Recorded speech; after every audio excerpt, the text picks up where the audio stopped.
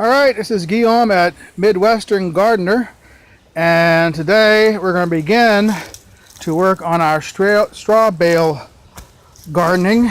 You see, I bought these straw bales and placed them along the side of my fence here, which is the size of my neighbor's house, and I have kind of a little rickety cane fence there, just kind of block off my stuff from their view because they don't care to see it.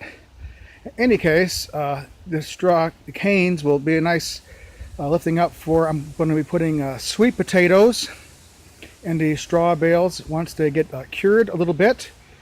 It's going to take a little while, but my slips are still producing some roots, so I got a couple of weeks before it really gets warm here all the time anyway. Today is May 17th, so I'm kind of looking at putting them in around end of May. So anyway, so I got some of this fertilizer being spread on here. I'll put a little more fertilizer on this one. Note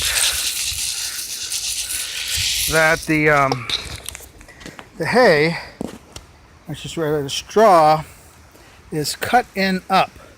Okay, that's important. The other side is folded. You'll see it. You get some straw.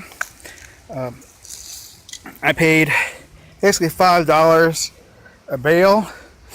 After going to Menards and seeing 20-gallon totes for $5 a piece, and then I had to put dirt in there. That would have raised the price of doing the kind of container garden a lot. So I decided to just get the bales and just put some fertilizer. The fertilizer is 27, 13, 13. I really can't get any large bags of anything like, just pure nitrogen because of 9/11. I don't have a farmer's tag. So much for that. Here, I will be putting in some tomatoes pretty soon. I have this tiered thing. I live on a hill. So I got this tiered up. I got some more dirt I'm putting back in. I used to have 5-gallon frosting buckets out here, but my neighbor really doesn't care for those. So I've got some railroad ties, and I'm kind of tearing off this part of the hill here. Next to me here, I have my pepper garden going. I put down some fabric this year. Before, this used to be a tiered flood hydroponic garden, but I decided to try to put them back in dirt. I wasn't really happy with the hydroponics out here, and that basically I just put an X into the fabric with my knife, dig a hole, put about a teaspoon fertilizer at the bottom of it, and then put in the plant, and then cover up some of the dirt that I pulled out from there. I have a little, this is the system I got going on here, and this covers each garden bed, which is 4x8. Each one, there's 7 of them. Here's some other peppers. Up there you can see I have some horseradish growing in from last year, and it's coming in really good. I can't wait to put that in with my hot sauce that I make in the wintertime from the peppers I grow. Here's the rest. These are drip lines I had going into the buckets from last year, and they're going to be being placed next to the plants once I get this section here tilled up with the new topsoil. And I got rabbit manure because I raise rabbits, and I'll be mixing that in, getting that nice and nutritionized. Probably throwing in some of that 2713 because I got more than I need. So next thing I need to do is I need to water that fertilizer in to the bales to get it working and get it decomposing these bales. And luckily we've got a lot of heat going on right now, so they should decompose pretty quickly. So that's it for now. You probably don't need to see me watering these things, so when I get around to planting them, I'll be back.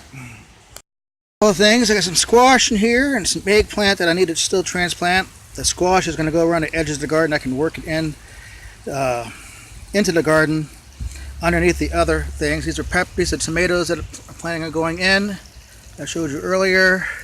Got some Dixie Golden, yellow stuffer, lots of yellow stuffer, Bazinga.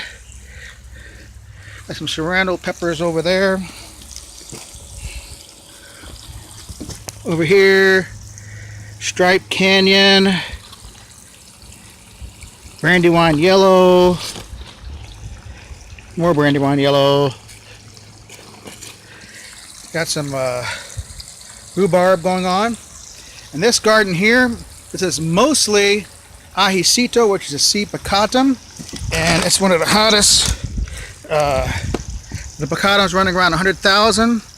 Got a few Bahamian goat pepper here also. I like those. And this garden here, this is all Carolina Reapers, and those should be fun coming up. Here we have some Catacamas Hot, followed by Island Hellfire, followed by Indian RC1. And here we have Ethiopian Fire, another C. piccatum that I really like. They're nice and hot. And here we'll have some more Island Hellfires, some Datals. We're gonna have some, that's Datal,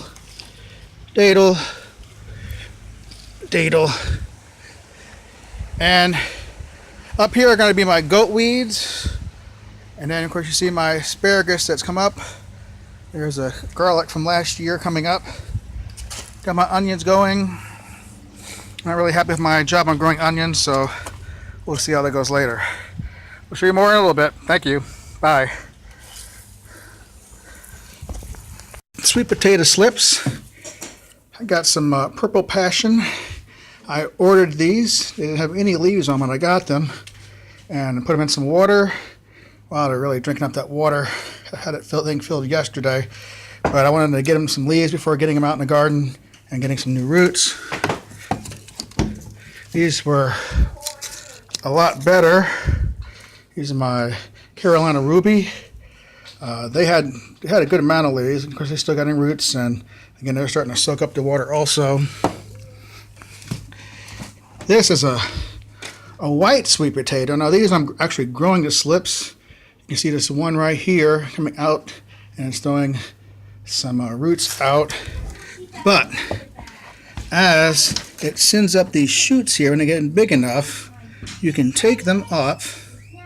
And so I just put this in the water. I broke it off and put this in the water yesterday, and look at that, roots. So thank you. Bye-bye.